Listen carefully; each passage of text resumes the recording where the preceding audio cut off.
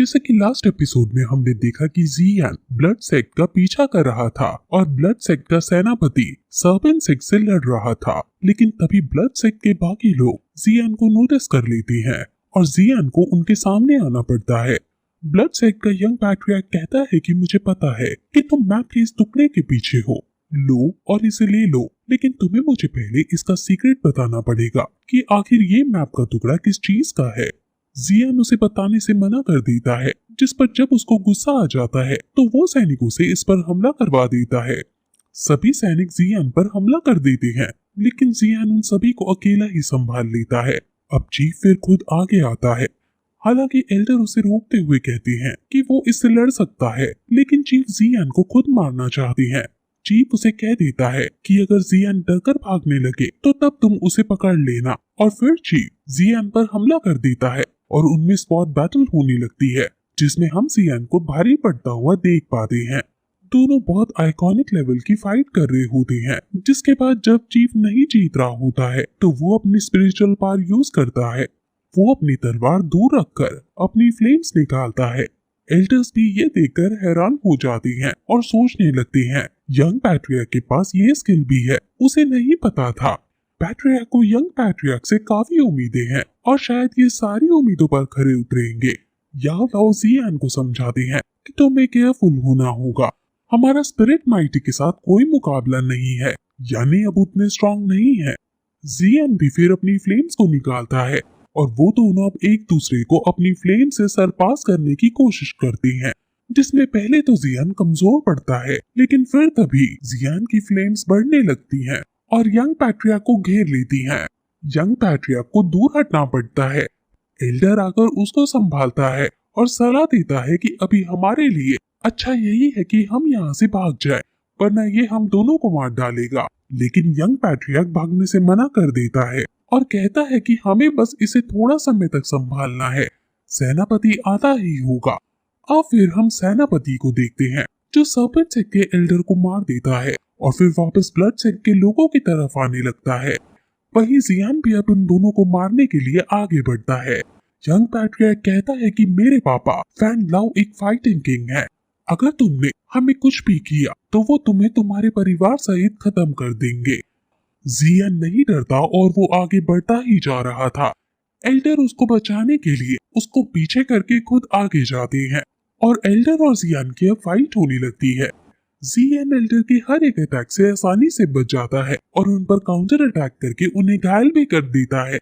Elder अपनी अलग अलग एबिलिटीज का यूज करके जियान पर हमला करते हैं, लेकिन जियान अपनी फ्लेम से उनकी हर एक चाल को खत्म कर देता है और फिर अपनी फ्लेम से उन्हें भस्म कर डालता है। यंग पैट्रियार्क ये देखकर डर जाता है और वो वहां से भागने लगता है। याओ लाओ कहता है कि उसे जाने मत देना, और तभी भागते हुए यंग पैट्रियार्क का पेट फाड़ते हुए कोई चीज उसे जान से मार डालती है। ये चीज असल में क्वीन मेडुसा की स्नेक फॉर्म है, जिसने उसे मार दिया है। और फिर तभी याओ लाओ को सेनापति के आने की अनुभूति होती है, इसलिए वो जियान को तुरंत वहां से दूर जाने को कहता है। जियान विंग्स निकालकर फुल स्पीड में सारा ट्रेजर लेकर वहां से भाग जाता है। अब वहां सेनापति आता है, जो पहले तो ब्लैक स्कल टॉम के लोगों को मरा देखता है और फिर अपने ही सैनिकों को मरा देखता है। वो कुछ समझ नहीं पा रहा था, लेकिन तभी उसे यंग पैट्रियार्क भी मरा हुआ दिखता है और उसको देखकर वो काफी रोता है और अपनी पावर्स का यूज करके पता लगा लेता है कि यहाँ क्या क्या हुआ था और इसे किसने मारा है। वो कहता है कि तुम कोई भी हो, मैं अब तुम्हें नहीं छोड़ूंगा। वहीं जियान अब बहुत दूर आ चुका है और अब ये लोग उस शहर से निकल चुके हैं। जियान को वही एक गुफा दिखती है और वो आज रात इस गुफा में व्यतीत करने का डिसाइड करता है। जियान अब उस मैप के टुकड़े को पुराने 2 टुकड़ों के साथ मिलाता है। ये टुकड़े उसने 3 साल से रख रखे थे। अब मॉन्स्टर फायर तक पहुंचने के लिए उसे सिर्फ एक टुकड़ा चाहिए। जियान अब ये नैनयांग पिल निकालता है। याओ लाओ जियान को इसे खाने को कहता है, क्योंकि जियान का इसे अपने पास रखना सेफ नहीं है। जियान ये सुनकर हैरान हो जाता है, लेकिन याओ लाओ उसे समझाता है कि तुम्हें ये नैनयांग पिल को खाना है। जियान कहता है कि लेकिन मैं इसे ऐसे ही साबुत कैसे खा सकता हूँ, इसको लेने की पूरी एक प्रोसीजर है। लेकिन याओ लाओ कहता है कि ये ऐसे भी असर करेगी, तुम सिर्फ इसे खाओ। जियान फिर उनकी बात मानते हुए इसे खा जाता है और एक्सपेक्ट करता है कि कुछ होगा, लेकिन उसे कुछ महसूस नहीं होता। जिस पर जब वो अपने टीचर से पूछता है तो टीचर बताते हैं कि ये कोई नॉर्मल बाकी पिल्स की तरह नहीं है जो तुम्हें लेते ही अपना असर दिखा देगी। इस मेडिसिन का असर तब होगा जब ये एक्टिवेट होगी। बॉडी के अंदर पूरी तरह से एक्टिवेट करने के लिए नेचर का सहारा लेना होगा। नेचर इनके अनएक्सपेक्टेड बेनिफिट्स को अनलॉक कर सकती है, लेकिन क्योंकि तुमने अभी सिर्फ एक ही शॉट मिला है, जब ये एक्टिवेट होगी तो काफी दर्द होगा जिसे हर कोई नहीं सह सकता है। इसमें जान जाने का भी रिस्क है, लेकिन तुम्हारे साथ क्योंकि मैं हूँ इसलिए ज्यादा चिंता करने वाली बात नहीं है। ये दर्द बड़े बड़े लोग भी नहीं सह पाते हैं। जियन कहता है कि लगता है आप बहुत बड़े बड़े लोगों से पहले मिल चुके हो जो आपको ये सब पता है। याओलाओ कहता है कि मेरे बारे में तुम मत जानो, अभी मेरे बारे में जानना तुम्हारे लिए हानिकारक हो सकता है। जियन पूछता है कि तो ये पोशन अभी मेरे ऊपर मतलब कुछ वर्क नहीं करेगा। याओलाओ कहता है कि ऐसा नहीं है। ज़ुआनलॉन्गडैन ड्रैगन मैजिक बॉक्स रिफाइनिंग की 6th ऑर्डर की पिल है। अगर थोड़ा थोड़ा तुम इसे एब्जॉर्ब करते रहे तो कुछ पार्ट्स मिलती रहेंगी। उनमें से कुछ का यूज करके तुम बहुत बड़ी साउंड वेव क्रिएट कर सकते हो। वो साउंड वेव इतनी स्ट्रांग होगी कि तुम कई सारे दुश्मनों को एक साथ घायल कर सकते हो।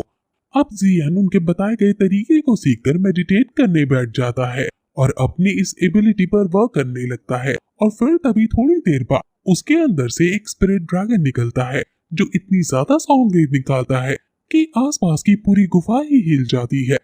आसपास के जंगल तक इसका असर जाता है, लेकिन इसके बाद जियन बहुत ज्यादा घायल हो जाता है और हांफने लगता है। याओलाओ उसे संभालता है और कहता है कि तुमने इस एबिलिटी को प्राप्त कर लिया है, लेकिन अभी के लिए तुम्हारा इसको यूज करना तुम्हारे थ्रोट के लिए हानिकारक हो सकता है। इसको तुम्हें साउंड फाइटिंग के साथ यूज करना है। जियन उनके पास जाता है और कहता है कि आप ये नन्या ज़ुआनलॉन्गडैन के साथ काफी फेमिलियर है। आपको पता है कि कैसे ड्रैगन कॉन्वेनेंट को बाहर निकालने के लिए फोर्स करे। ये जो एबिलिटी उसने प्राप्त की है इसका नाम ड्रैगन कॉन्वेनेंट है। जियान फिर कुछ सोचने पर समझ जाता है कि टीचर ने ही इसको क्रिएट किया है। वो लोग सुबह फिर बाहर जाते हैं और टीचर कहते हैं कि ये नन्या ज़ुआनलॉन्गडैन मैंने ही क्रिएट किया है। मेनलैंड के अंदर केवल 2 ही लोग ऐसे हैं जो इसे क्रिएट कर सकते हैं, एक मैं और दूसरा मेरा पुराना स्टूडेंट। जब वो छोटा था तब उसने अपने माँ बाप को खो दिया था, तो मैंने उसे अपने यहाँ पाला और उसे बड़ा किया। वो मेरा सबसे स्ट्रॉन्ग डिसाइपल बना और मैंने उसे काफी कुछ एबिलिटीज और स्किल्स सिखाए। वो मेनलैंड का बेस्ट मेडिसिन प्यूरिफायर बन गया, लेकिन एट लास्ट उसने धोखा देने का डिसाइड किया। अब जो मैं अपनी स्पिरिट फॉर्म में हूँ वो उसी की वजह से हूँ। जियान को ये सुनकर गुस्सा आ जाता है। याओलाओ कहता है कि ये अच्छा हुआ कि तुम मुझे मिल गए। जियान कहता है कि हमें ब्लैक सील सिटी अभी नहीं छोड़ना चाहिए था, वो हमें वहीं मिल सकता था, क्योंकि क्या पता वो ही ये पिल डिस्ट्रीब्यूट कर रहा हो। याओलाओ कहता है कि अगर वो हमें मिल भी जाता तो तुम्हारे पास इतनी स्ट्रेंथ नहीं है कि तुम उसे हरा सको, इसलिए उससे हमें तभी भिड़ना चाहिए जब हम उतने स्ट्रॉन्ग हो जाएं। हालांकि याओलाओ जियान की बॉडी को यूज करके उससे लड़ सकते हैं, लेकिन यहाँ पास में ही सोल टेम्पल है, जिस वजह से याओलाओ ऐसा नहीं करेंगे। अब जियान अपने टीचर के पास आता है और उन्हें यकीन दिलाता है कि एक दिन वो जरूर उनके पुराने डिसाइपल को सरपास करेगा। टीचर जब देखते हैं कि माहौल बहुत गर्म हो रहा है तो वो हंसने लगते हैं और कहते हैं कि मुझे तुम पर गर्व है। अब जियान फिर केनान कॉलेज जाने का डिसाइड करता है, लेकिन वो कॉलेज इतना एडवांस था कि वो हर तरह की चीटिंग को रोक लेता है। यानी अगर कॉलेज के अंदर जियान याओलाओ को अपनी रिंग में रखकर कंपटीशन में भाग लेगा तो वो समझ जाएंगे, इसलिए याओलाओ को उस समय जियान से दूर ही रहना होगा। अब वो फिर तुरंत कैनन कॉलेज के लिए निकल पड़ते हैं और कुछ समय में ही कैनन कॉलेज पहुंच जाते हैं। ये पीस टाउन है और जियान अब एंट्री लेता है और एंट्री गेट पर सैनिक यहाँ सभी लोगों को एक पिल खाने को दे रहे थे और कह रहे थे कि अगर तुमने किसी को अंदर जान से मारा तो ये पिल हमें बता देगी। कैनन कॉलेज के गेट पर काफी सारी मिस्टीरियस चीजें थी। वो लोग जियान को भी मर्डरस इंपल्स देने लगते हैं, तो जियान कहता है कि वो कैनन कॉलेज का स्टूडेंट है। वहाँ एक आदमी जियान से उसकी डिटेल पूछता है, जिसमें जियान जब अपना नाम और अपनी एज 18 बताता है तो वो समझ जाता है कि ये वो ही है जिसने पहले दिन ही 2 साल की हॉलीडेज मांग ली थी। वो फिर जियान को कैनन कॉलेज तक जाने वाली गाड़ी में बैठा देता है और कहता है कि कल वहाँ एनुअल टूर्नामेंट है और अच्छा है कि तुम एक दिन पहले ही आ गए। जियान उड़ने वाली गाड़ी में बैठकर कैनन कॉलेज की तरफ निकल जाता है। कैनन कॉलेज के अंदर टूर्नामेंट स्टार्ट हो चुका था और जी जूनियर सभी को हराते हुए आगे बढ़ रही थी। सभी लोग जी जूनियर का नारा लगा रहे थे, लेकिन जी जूनियर खुश नहीं थी क्योंकि जियान अभी तक वापस नहीं आया है। अब फिर होस्ट अगले मैच की अनाउंसमेंट करता है जो जियोफेन और जियान के बीच होगा, लेकिन क्योंकि यहाँ जियान था ही नहीं इसलिए जी जूनियर और ज्यादा उदास हो जाती है। लेकिन तभी वहाँ जियान की एंट्री होती है और जी जूनियर उसको देखकर काफी खुश हो जाती है, जिसके बाद ये एपिसोड यहीं खत्म हो जाता है।